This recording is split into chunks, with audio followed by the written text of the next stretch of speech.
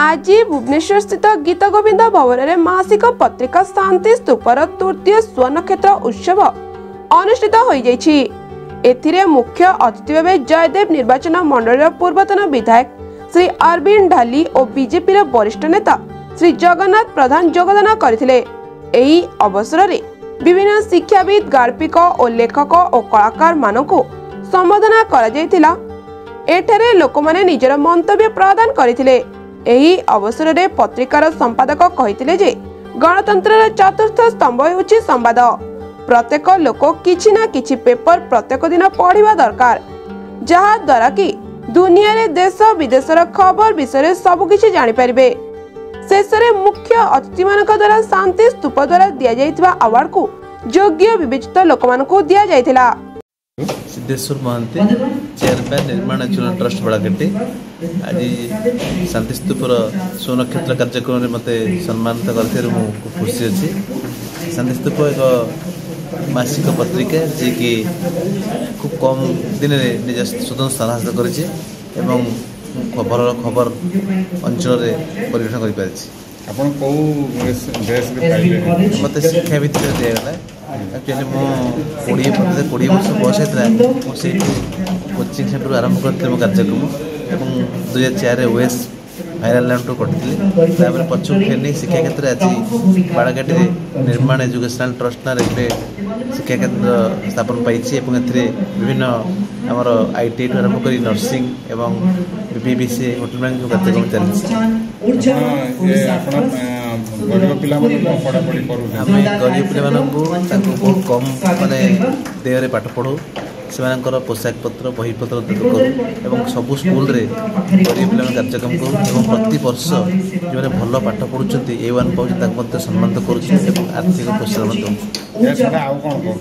आमर विभिन्न कार्यक्रम होमें सामाजिक कार्यक्रम वृक्षरोपण हो आपंकर मेलेरिया एराडिकेशन हो विभिन्न कार्यक्रम हो माने जोटा सामाजिक कल्याण पर आधारित कार्यक्रम प्राधान्य पुरस्कार पाइले केते खुशी अछन्ते ना मु खुशी चाहे गोटे रिकग्निशन लाइफ रे बहुत खुशी दिए एवं आगु आगु चले बाट देखाए। अन्य पीढ़ी मानु कोन कहल मु एते कहबी निज निष्ठा एवं सत्य ऊपर जो कार्यक्रम कर जाए से बहुत दिन चले आपन मानसिकता ठीक थी आप उद्यम ठीक थी आप हारे भक्ति शक्ति है। थैंक यू भाई परिचयटा डॉक्टर प्रकाश चंद्र दलाई भारतीय जनता पार्टी तीर्तोल निर्वाचन मंडल जगतसिंहपुर। भाई आज कौन आज शांति स्तूप तृतीय स्वनक्षत्र उत्सव है आपन को अवार्ड मिलला केते खुशी अच्छी आगे नहीं? निश्चित भाव बहुत खुशी। शांति स्तूप भली जो आम प्रिंट मीडिया जो जो तार तृतीय वार्षिक उत्सव उपलक्षे जो आम भली युव प्रतिभा हूँ जो मैंने लेखिका लेखक गाल्पिक जो मैंने समाज उपयोगी समाज जो मैंने माने उपयोगी कर जो पुरस्कार जो मैंने सम्मानित कर बहुत बहुत धन्यवाद मु देवी शांति स्तूप शांति स्तूपर जो मैंने अच्छा संपादक रंजन भाई एवं सह संपादक जी अच्छा तापस भाई विशेषकर आमको आगामी दिन में समाज पर काम करने एक गोटे प्रेरणा उत्स। कौन कहे युवपीढ़ी एठी मु केवल युवपीढ़ी मानू कहि समस्ते चाकरी पछरे न गड़ी समाज पर सेवा करने विभिन्न प्रकार प्लाटफर्म अच्छी जमी मु गोटे प्लाटफर्म बाछी भारतीय जनता पार्टी गोटे राजनीतिक प्लाटफर्म एमती विभिन्न प्रकार सेवा अच्छी आपड़ माने प्राइवेट ट्रस्ट हो कि कौन सेवा ट्रस्ट हो नहीं काम कर समाज मंगल। Thank you.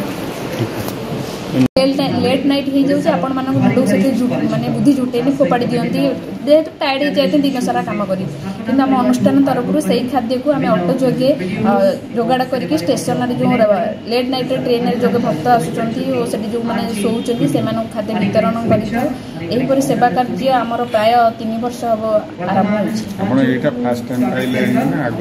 आम बहुत सेवा कार्य कर बहुत जगह भी सम्मानित हो शांति स्तूपर तृतीय वार्षिक प्रथम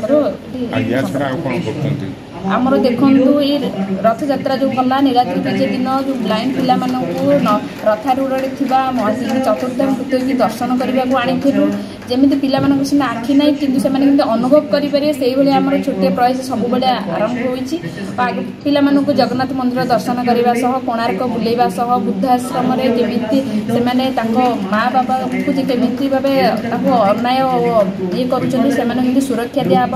ମେଡ଼ିକାଲର ଗୋଟେ ଅସହାୟ ଲୋକର ରକ୍ତ କେଉଁଭଳି ଦରକାର ହେବ ସେଇମାନଙ୍କୁ ରକ୍ତ ଯୋଗାଇବା ଏହିପରି ଆମର କାର୍ଯ୍ୟକ୍ରମ ସବୁବେଳେ ଜାରି ରହିଛି।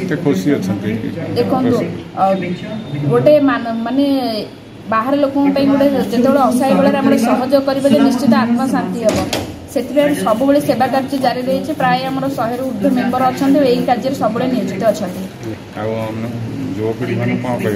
ଯୁବପିଢ଼ିମାନଙ୍କୁ ଏହା କହିବି ଯେ ଆପଣମାନେ ଜୀବନ ଭିତରେ କିଛି ସମୟ ବାହାର କରନ୍ତୁ, ସମାଜ ବି କିଛି ସମୟ ଉତ୍ସର୍ଗ କରନ୍ତୁ। ଧନ୍ୟବାଦ। ବ୍ୟୁରୋ ରିପୋର୍ଟ ଭଞ୍ଜନତା ନ୍ୟୁଜ।